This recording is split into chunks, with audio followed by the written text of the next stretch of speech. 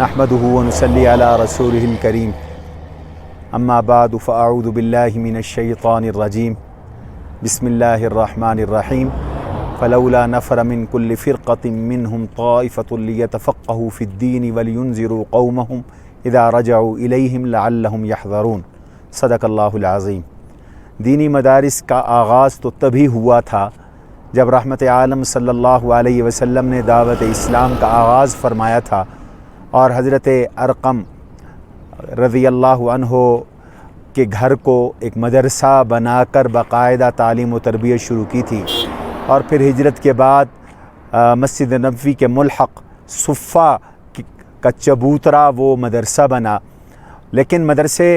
کے وجود کو خطرہ لاحق ہوا بر صغیر میں انگریز کے دور میں۔ تو 1866 میں ہمارے حجت الاسلام مولانا محمد قاسم نانوتوی نور اللہ مرقدہ نے دارالعلوم دیوبند کے قیام سے دینی مدارس کی نشأت ثانیہ کا آغاز فرمایا، اور دیکھتے ہی دیکھتے بر صغیر بھر میں اور پھر پوری دنیا میں دینی مدارس پھیل گئے، اور یوں رسول اللہ صلی اللہ علیہ وسلم کا دین اگلی نسلوں تک پہنچنا، منظم انداز سے پہنچنا شروع ہوا اور محفوظ ہوا۔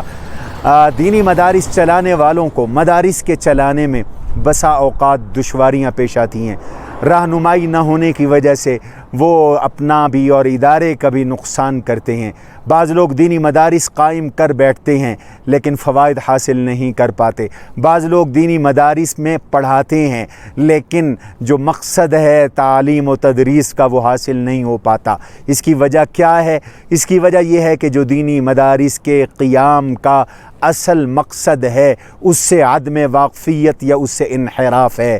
قربان جاؤں اپنے اکابر پر، ہمارے حجت الاسلام